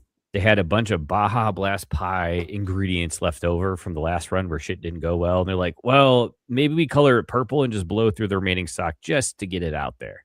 Just get rid of it. And Matt Barr saying he's not ordering either dessert. The creme brulee crunch wrap slider? You are passing? Someone who is so passionate about the marshmallow stout doesn't want a creme brulee slider? What is wrong with you? Jesse saying, but who the shit is going to eat the Mountain Dew whiteout pie? Biscuit, I got Taco Bell last night. A Chalupa Supreme is fucking $6.49 on its own. I got a Lux Supreme box that had a steak, chalupa, taco, 5-layer burrito, nachos, and a drink for $9.10. Make it make sense. I can't, dude. I can't defend the price. Pricing is out of control. It's out of control. Well, and again, as he points out, it's like on weird stuff too. It's like the box for $1 more gets you like 3 more items. Yeah. Doesn't make any sense. Makes no sense. Yes, Gabe, $21 for my 3 cheesy gordita crunches with chicken instead of the beef. Fuck that is why I switch it up. I'm like, all right, that's the low end. It depends on the Taco Bell you go with too, because there have been times where I have spent upwards of $8 per cheesy gordita crunch. $24. Please tell me it was inside a stadium somewhere at least. No, just a different Taco Bell. It's insane, man. It's insane what they're doing to us. It's not okay. Cheesy G sliders. Soft flatbreads wrapped around a freshly fried white corn shell, layered with 3 cheeses and choice of steak or chicken. So think small gordita crunches, basically. That's what it sounds like, except it doesn't have the style, sauce. right? It doesn't have the sauce. No, not burrito style. It's not burrito style. It's around a crunchy shell, a white corn shell, 3 cheeses. So it's basically a cheesy gordita crunch without the sauce, but in a slider size, so smaller. Yeah. No, it looks like there's one. Yeah. No, I will say, what was it? They had like the street tacos or something, the smaller form taco things. Dude, those are prime because you just pop them right in. It's wonderful. I think it's fire. I'm going fire on this one. Oh, yeah. I would like to be able to add that spicy ranch sauce that comes on the cheesy gordita crunch. probably going to get an upcharge for that one. They'll charge you like an extra $16 to do that. But I'll 25 cents on the app. 25 cents on the app. Pro tip, use the app, get rewards, customize the shit out of your thing. And for whatever reason, like you could customize something in the drive-thru and on the app, and the drive-thru, it's a crapshoot. But the app, they always seem to make it right. I don't know how that works. Maybe that's because the robots work off the app. Maybe that's what it is. Maybe that's it. Gabe said variable pricing. Whoa. I think it was surge pricing because remember when Wendy's tried to do the surge pricing? Yeah, that didn't go All right. This one, I wish Caesar was here for. You remember when Caesar tried the Mexican pizza and was very underwhelmed? Well, how about a Cantina chicken Mexican pizza with jalapeno citrus salsa, slow roasted chicken and black beans layered between crispy tortillas, topped with fresh salsa. It sounds fire. I was gonna say, sorry, my guy, but yeah, I'm in. I'm fire on this one too. Like Cantina chicken itself, and so that's the thing. Like for $7 a pop, they should at least throw the Cantina chicken in that chalupa for you, or the cheesy gordita crunch. But dude, that's say that again. It was chicken, black beans. Holy shit. So I just realized how many more items there are. There are so many more items on this list. Slow roasted chicken and black beans layered between crispy tortillas and topped with fresh salsas. Yeah. What's there not to like? Yes, Biscuit nailing it. Buy a bottle of Baja sauce from the grocery store and just add it to all the food when you get home. Yeah, like a turkey sandwich. Fucking amazing. Like, you've got no idea. So I looked up the sauce that they put on the cheesy gordita crunch because I love it. And I had read that it's like a spicy ranch sauce. And I found a spicy ranch sauce that Taco Bell sells. It is not what they add to the cheesy gordita crunch. It's not it at all. And now I have this bottle in my refrigerator that I don't like. And I'm very disappointed. Oh, just mail that over here, man. Are you kidding me? Like I will eat that shit all day. It is the crunch. It says it on the thing. It's the crunch wrap sauce. You're looking for the cheese. Although it's the same sauce, I thought. It is not the same sauce. Well, hold on. But when you get it from the restaurant, do the crunch wrap and cheesy gordita crunch have the same sauce on them? I have been ordering the same thing from Taco Bell since 2003. So I don't. You got no idea. That's true. Yeah. Okay, that's fair. I think what they sell in the store is the crunch wrap sauce, though. Then no, they don't have the same sauce. They must not. That sauce is gross as shit. I was like, this is not my cheesy gordita crunch sauce. Get this shit off of my taco. I hate it here. That I thought I was gonna like, babe, I'm saving taco night at this house. Watch what I do. Watch what I do for taco night, babe. Cheesy gordita crunch sauce. And then I put it on. I was like, this ain't cheesy gordita crunch sauce. This is some bullshit is what this is. Gross. You know you have a calling now in life, right? You got to reverse engineer this sauce, dude. I found recipes. I'm nervous to try them because then it's effort too. Like this way, I'm out like a couple bucks. Yeah, fair. But time and effort to. But then you just scale up the recipe by like 10x, and you've got Costco size versions of it. Yeah, but gross. That's a lot of work. All right. We have 1, 2, 3, 4, 5, 6, 7, 8, 9, 10, 11 more. No, 12, 13 more items to get through, Mook. We're going to get through these quick. We're going to go rapid fire on some of these. Should I just hit the overtime drop now? No, we're going to get through this, and then we're going to go. All right, quick hitter style. Basketball. Here we go. Fast reactions, fire, dumpster fire. Mexican pizza empanadas, bite-sized empanadas filled with seasoned beef and a 3-cheese blend served with Mexican pizza sauce. Fire. Yeah, I'd give it a shot. I'd give it a shot if somebody got it. Flamin' hot mini taco salad, a tortilla bowl rimmed, with flamin' hot seasoning and loaded with seasoned beef and classic taco toppings. Yeah, fire. It doesn't. Why not? It doesn't excite me. I'm going dumpster fire on that one. It would be a lot of work to like crack the shell and do all that stuff. But every once in a while I do like a good taco salad. Just when you want to slow down and relax a little bit and really just have yourself a nosh. Taco salad can hit the spot. Biscuit, yes, I do have a bottle of the spicy ranchero sauce. That's what it is in the fridge, and it is not the same sauce they put on the cheesy gordita crunch, and it can get the fuck out of my house. We did that one.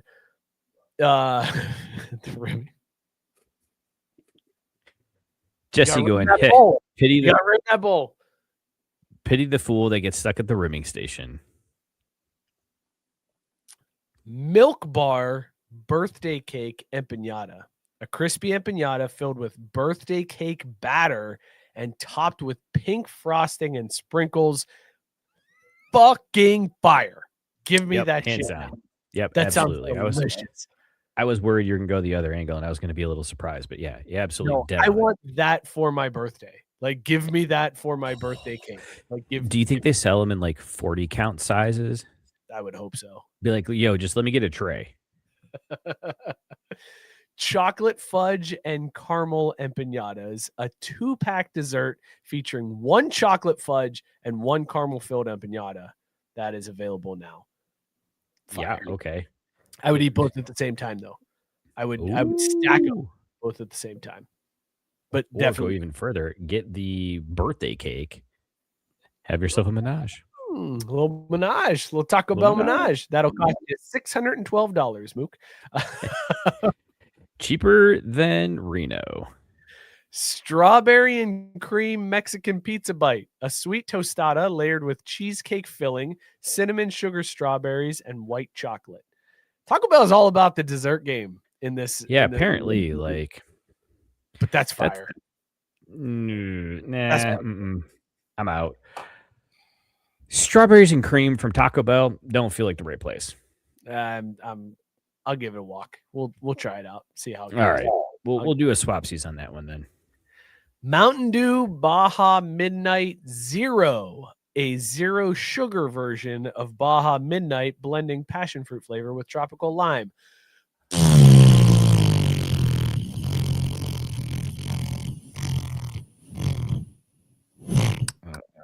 the correct take right there. Mm-hmm. Dumpster. I don't know why anyone. Well, I do, but whatever. If you're trying to count calories, you don't belong at Taco Bell. I'm sorry. Jesse correcting me too. The extra ña isn't mandatory unless you're Spanish, and it's empanada. I'm sorry, man. My bad. That bar saying fire. Zero sugar Mountain Dew is far superior to regular Mountain Dew. Maybe, but we're talking Baja. We're specifically Baja Midnight. Yeah, you can't mess with the classic. Like, you got to come correct if you're going to try to screw up the OG. Listen, you don't mess with my Baja. All right, that's all I'm saying. Strawberry horchata refresca. White guy in that one. A creamy horchata inspired beverage swirled with strawberry syrup and topped with real strawberry pieces. I'm gonna dumpster fire this one just because I don't trust strawberries from Taco Bell. If you're putting someone wise once told you that, you're right. Drink, cold brew with purple horchata cold foam. Smooth cold brew finished with a signature purple foam infused with cinnamon and vanilla notes. Dude, what are we doing here? Taco Bell crazy, bro. It's crazy. Yeah. We're getting away from the core product, man. We don't need this fucking horchata foam purple bullshit. Give me more creme brulee sliders. Give me more dynamite innovative products like that. I don't need this other shit. Let Starbucks stuff. We got to compete with McCafe. McCafe is stealing all the coffee people. We got to get some coffee. McCafe is sugar and brown water. And then they flavor it to make, there's sugar and brown water and we're cold brew with purple horchata. All right? Like this is great. Jesse is correct. Taco Bell is doomsday prepping for fast food wars. That's what this is. That's fine. If this is what they need to do to protect the brand, grow revenue, all that, fine. I will not be partaking. I will still be giving them $80 a week just to make sure I can, there you go, have the food in my belly. Salt and straw taco lot chiller, a blended sippable evolution of the fan favorite taco latte collaboration. I guess it's taco latte. I don't know what that is, but I'm scared of it. So dumpster fire. Fucking pass, man. I do like How this. many worthy drinks do we have? I like this. We're Ooh. down to the last 2 items. Oh shit! Fire queso sauce packet. An edible, crispy queso take on the iconic Taco Bell sauce packet. So basically, they've put my Menage in an empanada. They mixed the Menage for you. They did. You get a fire my queso God. sauce packet. You don't even have to initiate the Menage now. This is right there. Yeah. You just grab it. That's like half the fun, though. You know what I mean? Like the chase to get the Menage rolling, find the right packet and the right cheese Sounds cup. like another rimming station. Sure does. And So, but finally, wait a minute. Is it baked in something, or is it just? It's just like the foil sauce packet. I think it's just the foil sauce packet. It's Because it fucking says sick, fire dude. queso sauce packet. It's This like shit you're is gonna get innovative as fuck. Fire and fire queso is what you're gonna I get. mean, God, what a world we live in. Oh, Venezuela just scored again. Home run. 2-0. Is it bad that I'm rooting for them? Bottom of the 5th. Mook, this is our last item. Most controversial item on the list. And we've had some controversial items. Yeah, like purple foam. Mountain Dew Baja Blast under eye patches. That's the shit. That was the shit I saw. I meant to send to you guys. Caffeine infused under eye patches inspired by Baja Blast for a cooling boost. Are they on Amazon yet? What are we doing? Look, I got a little bags under the eyes, kids, lack of sleep, boozing. I'm not putting Baja Blast things under my eyes, bro. Are you fucking kidding me, dude? That's genius. Oh, you're right though, because you would like smell the Baja flavor and they'd be like, "Where's my Baja Blast?" Though that and caffeine infused. I don't know how I feel about like caffeine infused things attached to my skin. I don't know how I feel about that. That feels a little. It's like the most efficient way to do drugs. What's your problem? That's the problem. Like I already have a caffeine addiction. I don't need it affixed to my skin. Yeah, but like think about how much easier it'd be if you didn't have to pee after all the caffeine. Jesse saying, if Baja Blast had a body wash, would you, Mike? Yes. Why not? Maybe. I might. I would. I've thought about it. I would. If there was a Baja Blast body wash, I would. But not eye patches. That's interesting. But not eye patches. Hold on. Is the body wash also caffeine infused? Because that's my hang up with the eye patches is the caffeine infused. If the body wash is caffeine infused, probably not. I don't need to be putting caffeine in my booty hole and like getting caffeinated that way. You know what I mean? I don't need to be rubbing caffeine on my wiener in the shower. You know what I'm saying? So like that's that. If the body wash is caffeinated, no. If it's not, are you checking your oil in the shower with the shower gel? Looking for polyps or something up in there? Like what? Who amongst us hasn't? Sometimes you're down there and just starts to feel good. So you're like, yeah, I'll linger a second. I get it. You know what? This feels like a great time to play Matt Barr's clip. Running the football, imposing their will against the defense that... Turning it on! Smashes him with the stick. That dude's mom is disappointed. That man right here had too much of this Taco Bell. I mean, on top of it all, knows how to finish. They keep getting he was already up better and better, and they are close to going 9-0. And then this guy's like, shit, I gotta try to make it complimentary football in this game, right? We've seen this offense. Matt Barr is Bama, though. He's a problem. Barr's with Miami now? He's with the U? That's a different dynasty. That is not the Kraft Brewed dynasty. That is a dynasty that he plays in on Heisman difficulty, and he's still just schooling fools. That's crazy. Yeah. Yes. Matt Barr said, yeah, but you'd be awake after your shower. That's what Tina said. I see, and that's kind of what I'm thinking with the eye patches. Like, you slap those things on after you're in your shower with your Baja Blast, let your body start to slowly wake up before you have to have any actual physical coffee, unless you need the coffee to keep you regular, because I get that too. I'm just saying, Mike, I think there's a spot in your repertoire, in your lineup for these Baja Blast eye patches. I'll be getting one or two. You should get 2. Don't get 1. Then you're just Lisa Left Eye. You don't want to do that. Or Jesse Nelly, saying what's the downside? 0 tourney talk, by the way. That's 0. bullshit. We talked You know about what, Tim Howard winning the game. You know what, Jesse? Let's fix that right now. Boom shakalaka! If you are going to bet on who is going to win March Madness, these are the only teams you should be picking. Do not bet on anybody else except for these 6 teams, and I'll give you the reasons why after I tell you the teams. Duke, Michigan, Arizona, Houston, Iowa State, or Purdue. That's it.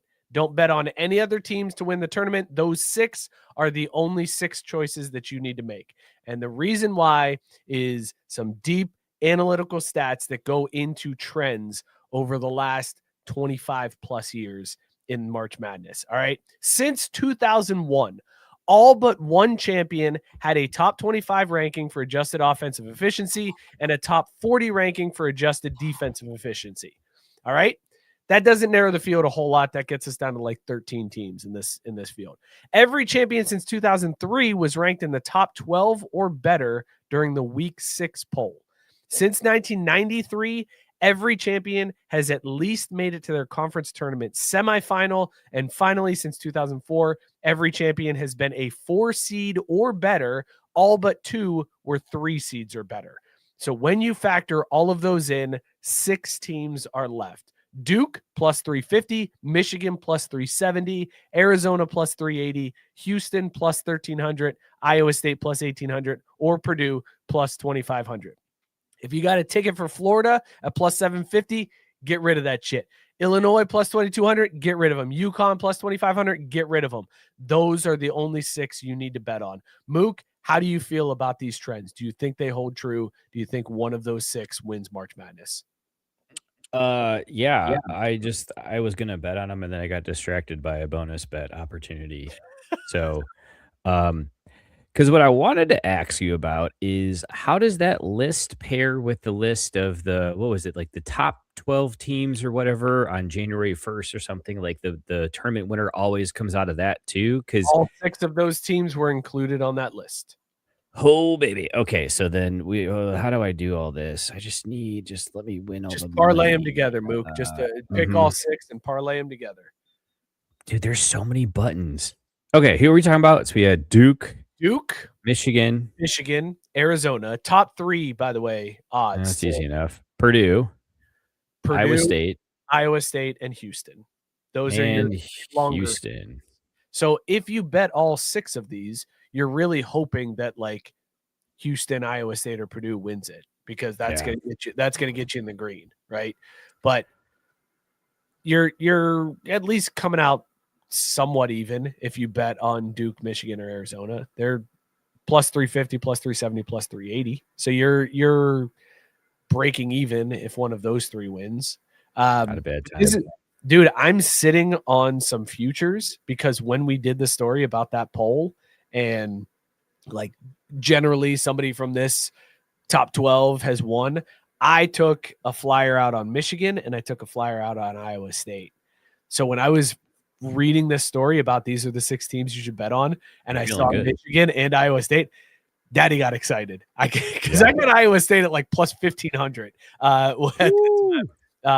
No, it was worse than that. It was like plus 2,500 at the time to win it all. Because now they're like plus 1,800. So I'm feeling good about my. You got an inside track here. I like your odds. The question is, what do you do a week from now after the first weekend? You gonna cash out? You gonna hedge, or you just gonna grip it and rip it? You just gonna white knuckle it all the way through? I think I'm gonna white knuckle it. Like it's a bet that I made so long ago that I forgot about it. Yeah. So it's like, this money's been spent. This is gone. So I will let it ride. Which means I'm probably gonna get burned, right? Like that's how that's gonna work out. Iowa State is gonna make it to the national championship and then lose, and then I'm gonna be pissed off that I didn't cash out when they were in the Final Four. Yeah, but that's what's fun about it, right? No, that's not what's fun about it, Mook. Well, how do you do this? How do you do this every single week with your sports watching? How do you handle this? you kind of hit on a key point there, and I know you're teeing me up, so it's fine. We'll just ride right through it. But you forget, man. You got to have that goldfish mentality, that goldfish memory, and just be like, just like you are with this, where it's like it happened so long ago, it's kind of whatever. You just got to be able to wipe and be. Miller for three. Oh, he backed it in. We're going to overtime. Because otherwise, at some point, you're going to get gun shy, and then you're going to stop gambling, and it's just like, what are we even here for anymore? Then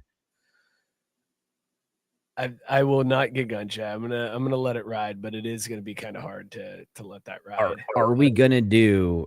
Well, I know I'm gonna do, but is anybody else gonna do the March Madness Parlay Madness, where you pick every game every day in a straight up parlay and see what you hit?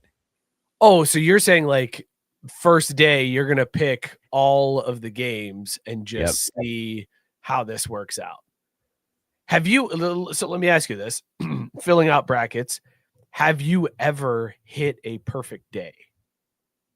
Yes. Wait, gambling or on a bracket? No, like on a bracket. Like in a bracket, you've completed Friday or you've completed Thursday, and you are at 100%. Has that ever happened to you in the past? What's funny about this? Not on a bracket, but I've hit it a bunch of times gambling. Like I've hit that parlay at least 3 times in the last 5 years.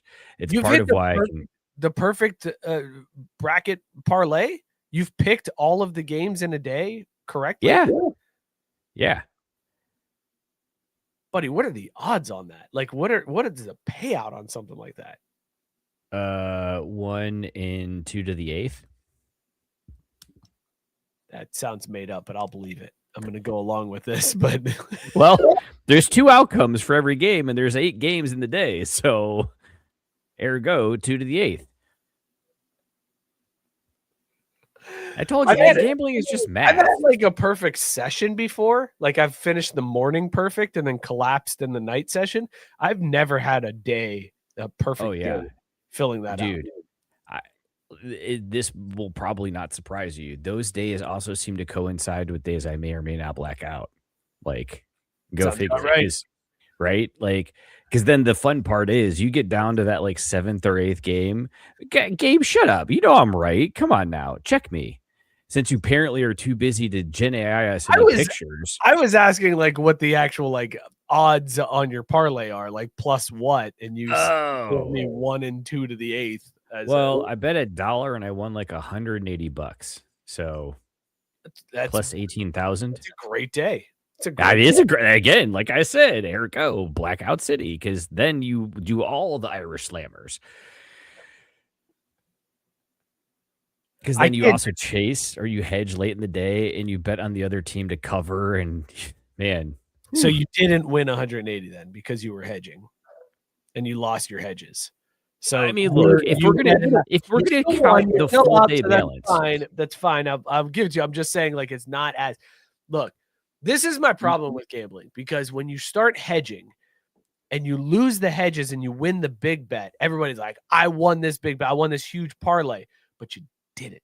You didn't win all that money because you lost on your hedge. So it takes some just a little bit of shine off of that. Like a little bit of luck there is. If we're going $186 down to like $175, yes, you're right. I could have had $11 more, but you know what? I also have $174 more than I started with. All right, so I think we should do this as a show. Let's throw it out to the Discord. We'll go to Real Hoopers Know. We'll go to the Real Hoopers Know channel. Thursday. For a second, I was like, what website is that? Oh, you mean we all agree. Actually, you know what? Let's do it as a vote. In the Discord, we're going to put up each of the first day's games. Everybody votes on who wins, and I will place the parlay for the winners. And we will see how, as a show audience, good we are at picking these games. I think I'm on board with this. And if we lose, I can hate everybody. I can get pissed at everybody who picked incorrectly. But that's what we're gonna do. I'll put it. So if you haven't joined the Discord, The link's below. Join the Discord. Mookie's bot is working. Kevin's wife got. Yeah, no shit. That was awesome. Yeah. And yes, Jesse, you're going to have to put up a poll. Sorry, buddy. No, Jesse, I got you. You don't have to do it. I got you. I know you're very fatigued from the polls with the whose dad is my dad can beat up your dad. I got you. I'll do the polls. I will take it on myself. Don't you worry about it. But we are going to figure this out because I'm going to be the one placing the bet. So I will put the polls up. Who wins these games? We'll bet on it. I will. Poll closes by 11 a.m. Thursday because Mike's going to need time to tally the stats. It's not tallying. It's looking through and saying, okay, I bet this team. I bet this team. I bet this. Like it's it sounds like a lot of work. Time. Won't be much time. Let's go to the ScottSki45 stat of the week. We missed it last week. Scott wasn't able to deliver one last week, but we're back this week. So here we go. ScottSki45 stat of the week. For this week's ScottSki45 Stat of the Week, Duke has earned a 1 seed in the NCAA tournament for the 16th time, second most among all men's D1 teams since seeding began in 1979. The only school with more, their rival North Carolina with 18. True blue bloods of the sport. That's wild. That's wild. I love that the only one who's done it more than him is North Carolina. That just seems appropriate. It is kind of funny, like to be able to be like, wow, we've got, and then North Carolina, like, meh, not as much as us. Right. No, okay. The thing I am curious about is he said they only started in 1974. So like, what did they do before that? I'm not questioning ScottSki45's. I'm not questioning him either, but like, how did they do the tournament if they didn't have seating? Was it just kind of like, hey, dude, here's a ball, go shoot in the hoop. Someone will win. We'll figure it out. Somebody will figure it out. It's the Mookie. Somebody will figure it out. Somebody will figure it out. And Gabe did come through here and pointing to the actual stats. So I feel like I was pretty accurate here in that all favorites in an 8-game parlay is about 1 in 500 to 1,000. So highly variable, but about that.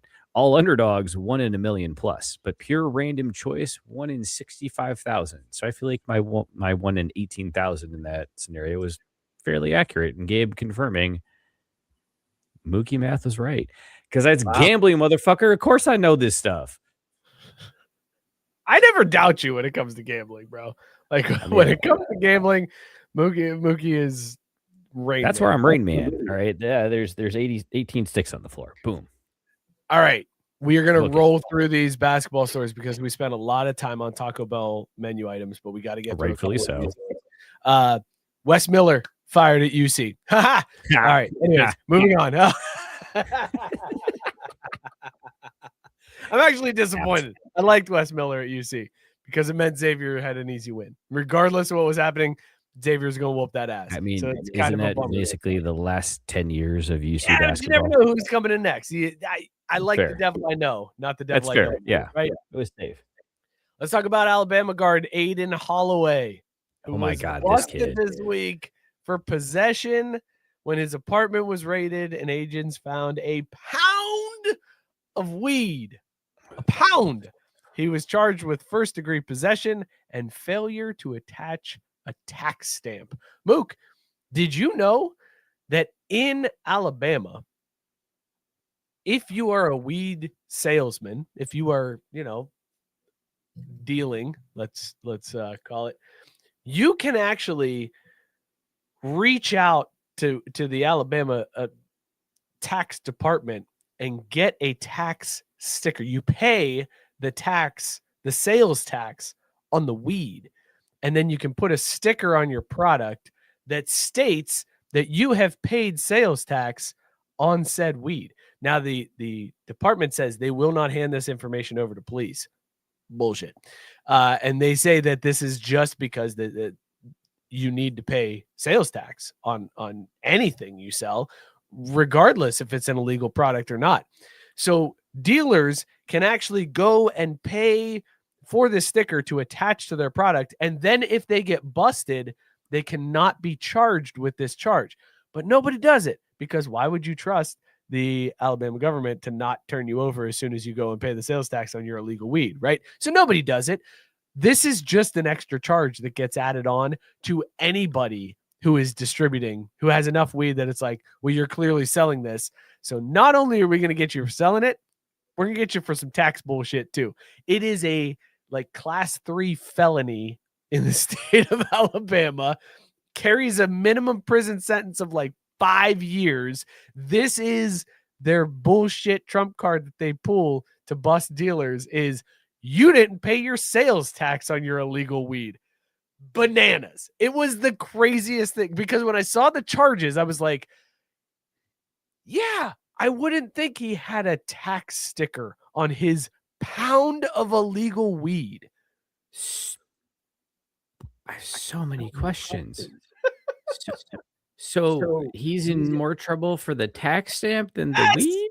Yes, more trouble for avoiding the taxes than he is for possession of a pound of weed. Well, now hold on a minute here, my man. We just found ourselves a wonderful loophole because you know what better way to take out the competition?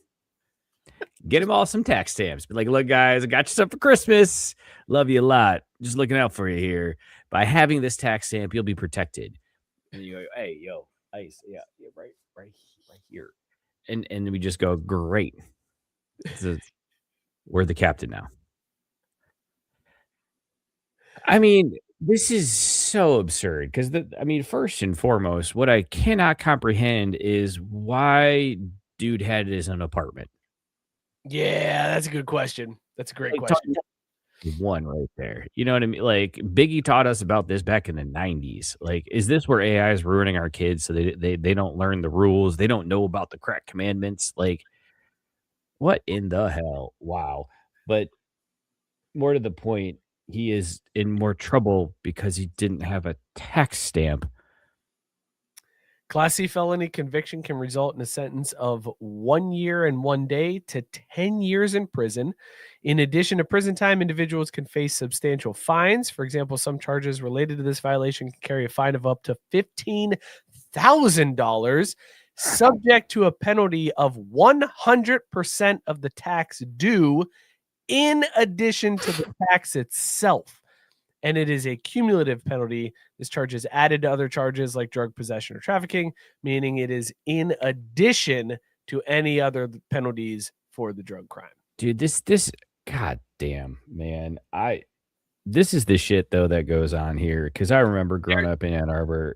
If you got caught, because again, back in the day before all this shit was cool, Ann Arbor was very liberal with things. And so if you got caught by the Ann Arbor Popo, they actually had a policy. They had a statute in there that it was like a fine for a certain amount.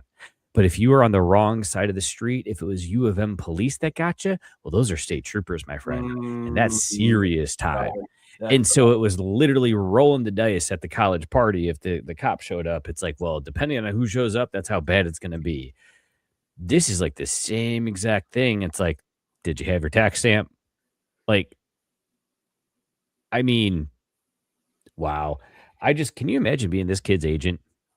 No. And being like, dude, you had like 2 more weeks, man. Like 2 more fucking weeks. Mook. He gone, right? Like his career's over, right? He's going to jail. Mook, during the World Baseball Classic, I just saw a commercial for the Chicken Bacon Club Ranch Chalupa, all new at Taco Bell. That was not on my list. That was not on my list. Avocado Ranch. It was in the Googles. I googled it. That wasn't on my list. That wasn't on my list in the article I read. Man. That sounds amazing. Amateur reporting. That sounds amazing. Read the headline again. No, I clearly didn't read the headline. I spent 40 minutes going through the menu items that I saw. Unbelievable. And again, Jesse quoting us from the man himself. Quote the poet, number 8, never keep no weight on you. Then the cats that squeeze your guns can hold jumps too. Preach, brother. Nailed it. Also, let me just give it to myself here. It's fine. I understand. Yeah, I've seen white people before. You know what I'm saying? But you motherfucker, man, you white as mayonnaise, man.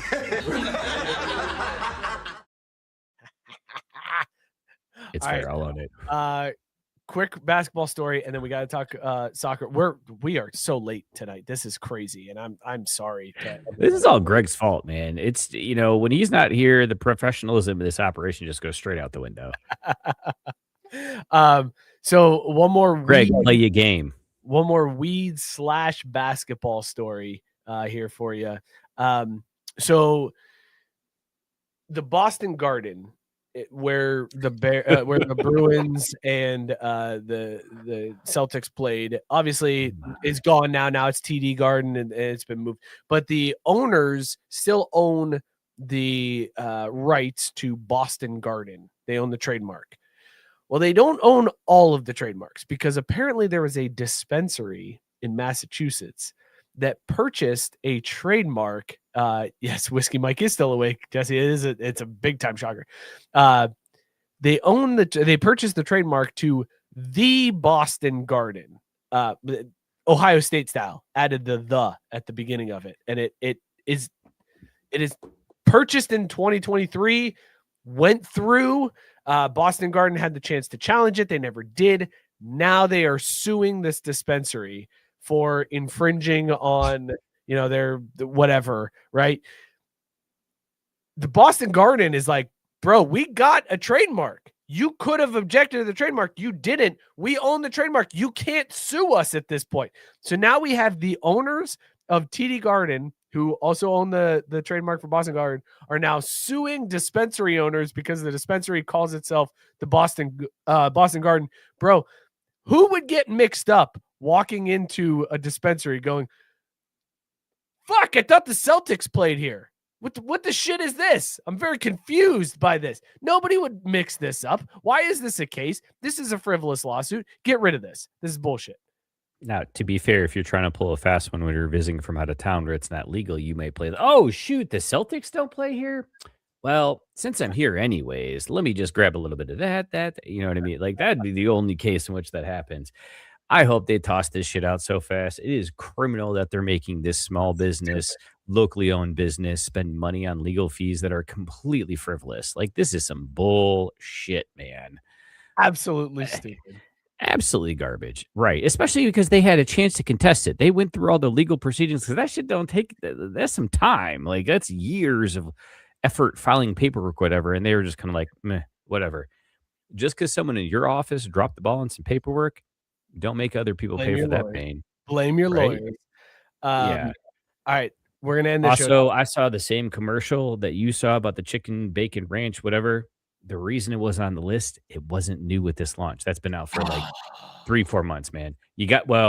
All right. I would say you got to check them out, but I know you won't because you got your 3 CBCs. So it's solid, though. It's very good. That's what I was talking about earlier. I'll convince the kids to get it, and then I'll eat it. There you go. That's how I do things, Mook. Are they big eaters, though? Because they come in, I think it's like they come in servings of 2, and they're kind of like, they're like little tacos. They're not going to like it.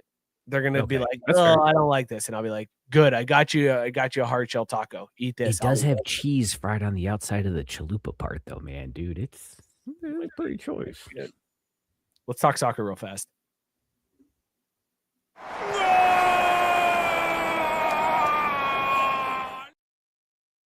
There was an announcer in Argentina. Oh yeah, that has taken things to a new level. I'm gonna play this audio for you. Tell me if you can hear this, Mook, but I'm going to play this. I don't think I could show it because of copyright things, but I just want to play this audio of this announcer calling this like League 2 game in Argentina. Can you hear that? Abrió la cancha otra vez con Cabrejas, el centro al área. Le queda Scaramucci, la volea.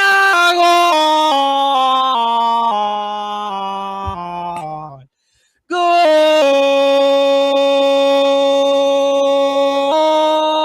¡Golazo!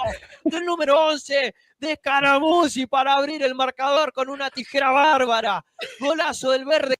My man called dude in auto-tune. That's fucking awesome. Like, it's so subtle at first when he's actually doing the play-by-play. I was like, I don't hear him doing it. And then he hits the goal column. I'm like, oh, now it kicks up. Like, that's awesome. Let's play this one more time, and then we'll get out of here. Scaramucci, ¿cómo puede? Scaramucci abrió la cancha otra vez con Cabrejas, el centro al área. Le queda Scaramucci, la volea. ¡Gol!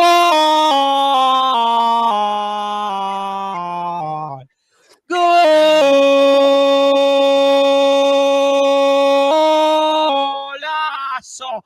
Del número 11 de Scaramucci para abrir el marcador con una tijera bárbara. Golazo del verde que pone. That's the greatest thing I've ever seen on a soccer pitch. I want every announcer. I want Gus Johnson to have auto-tune and call March Madness in auto-tune. You know what? If they did that at a 6-1 loss, I probably wouldn't have been upset about it because I would have been able to hear this shit 7 times. Onions. The innovation we need. I ain't gonna ever come up with that shit. See a bot be like, yo, let me auto-tune this real quick. That is the greatest call in sports history. Move over Mike Breen. Move over Gus Johnson. You need a T-Pain impersonator for me to pay attention to your broadcast now. I'd watch the WBC if they had that.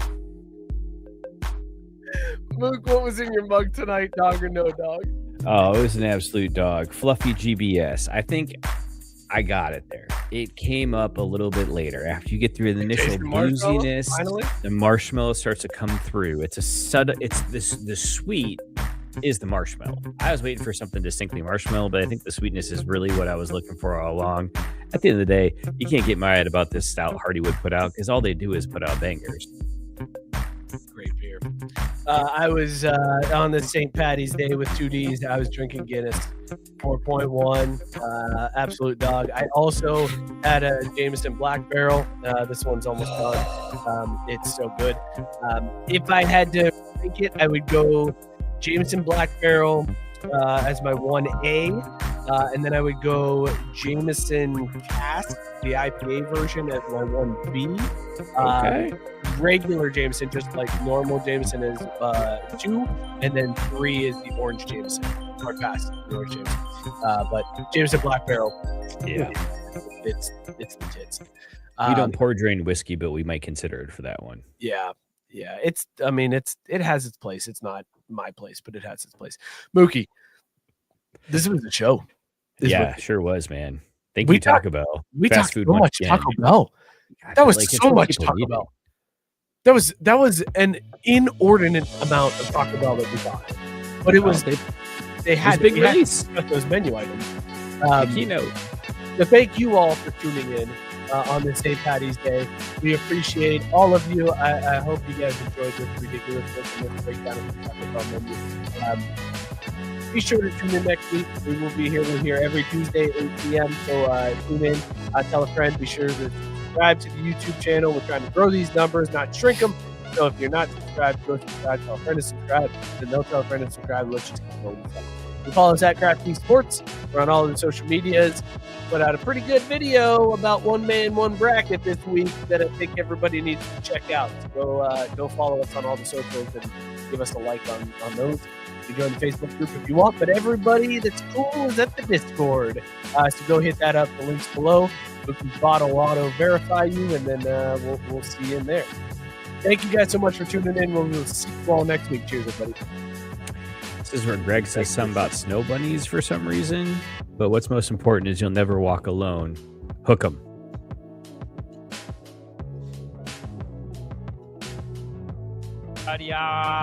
Le queda Scaramucci, la volea. ¡Gol!